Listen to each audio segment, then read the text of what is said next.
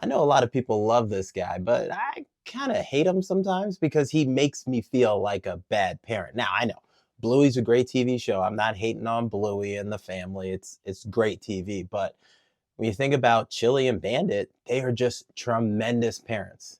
And I know it's stupid. I'm judging myself against the parental skills of a animated dog, right? Like that's pretty dumb. But that's what our son watches. And that's the expectation that he has of parents, that parents are ready at a drop of a hat to have this incredible imagination, this incredible amount of energy, this incredible amount of free time to do anything that the kid desires. And we know as adults that that's just not reality.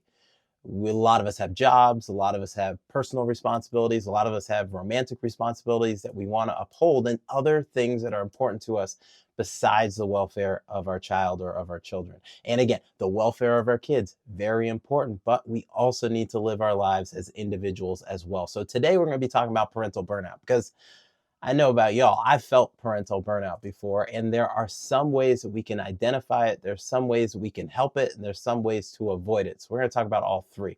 First, how to identify parental burnout. You need to acknowledge that it's real. Parental burnout is something that can happen even to the best and well-intentioned parent. Parental burnout is when you are physically fatigued, mentally fatigued, emotionally fatigued, and spiritually fatigued. Now, you can understand physical fatigue because we've all felt that before. You can understand mental fatigue. Your brain is foggy. You can understand emotional fatigue. Your emotions are just at your wits' end. That spiritual fatigue, I'm not necessarily talking about religion per se, but I'm talking about your purpose, your meaning, your why in terms of being a parent and taking care of your kids or managing the relationship with your spouse or managing responsibility at work. You have no more why. Your why is not working. And so you feel kind of rudderless. You feel like you're in this place where you have no direction. So not only do you have no energy, physically, mentally, and emotionally, you've lost your purpose, you've lost your way. And those are kind of the ways that burnout can cause significant challenges in somebody's life. Burnout comes because as adults and as parents, we're juggling our own lives while also trying to manage the majority of our children's life, particularly when your child or your children are very, very young and they lack independence or they lack the maturity to take care of things on their own. And if you have multiple schedules, multiple responsibilities, multiple appointments, or if your child has special health care concerns, special education concerns, or other challenges that require a finite attention being spent by the parent or the parents, then it just adds to the likelihood that burnout is going to happen unless appropriate steps are taken to avoid that burnout. So that's how to identify it. Now, how to help it when you find yourself in the midst of burnout. First, you need to acknowledge and recognize that you are stressed out.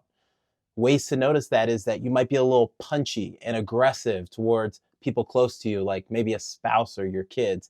You might notice that again, you have that fatigue that kind of encompasses every area of your life. You also might notice that you're not as sharp on tasks related to work or your own performance, working out or exercising as you're used to. And you also feel that kind of Groundhog Day mentality where days seem to feel the same over and over and over again. And that lack or that loss of purpose in your life could also be an indicator that you're burned out. Now, here's some things you can do about it, and things that you might be able to do today to address that parental burnout.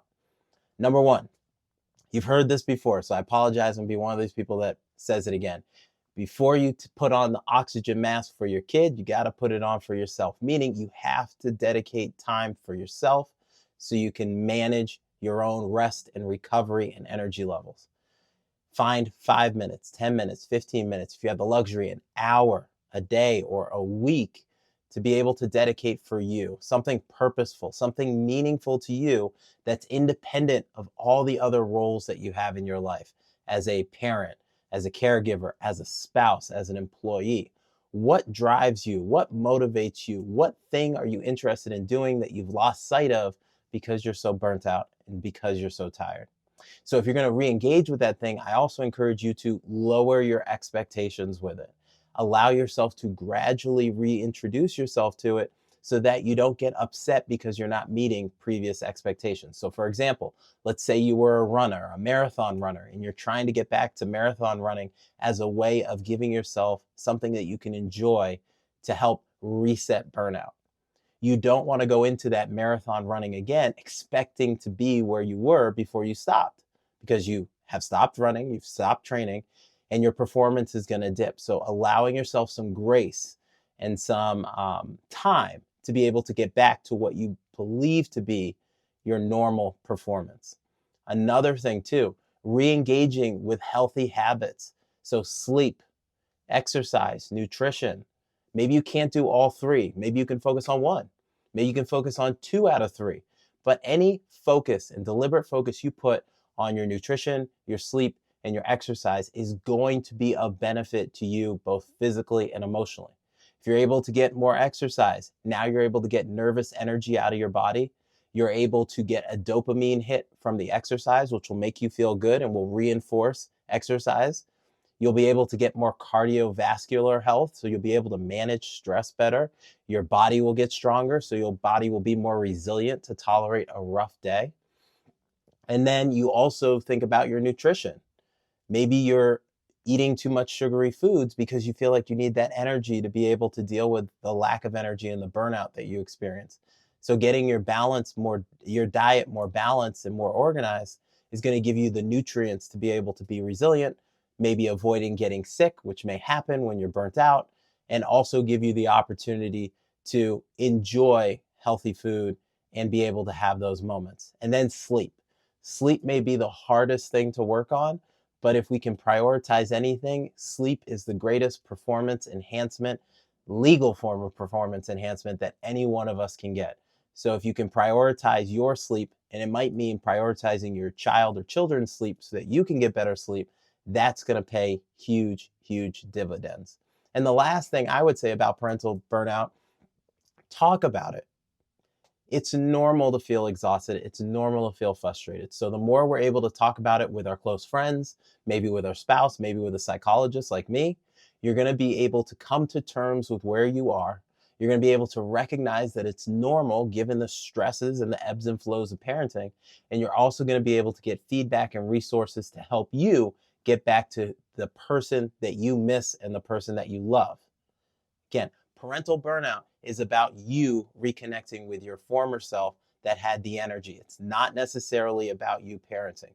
Yes, it does impact your parenting, but you need to be selfish. Being selfish with your own self care is a selfless action because it's going to make you a better spouse, a better parent, a better professional at your job, a better athlete at your performance. It's going to make everything better. So if you're in a position right now where you are burnt out, you are tired, you have it up to here, let's stop. Let's take a moment. Let's evaluate some of the tips and some of the challenges in this video and explore what we can do to set the ship correctly and get you right back on track. Let us know in the comment below what works for you, and I hope to see you soon. Peace.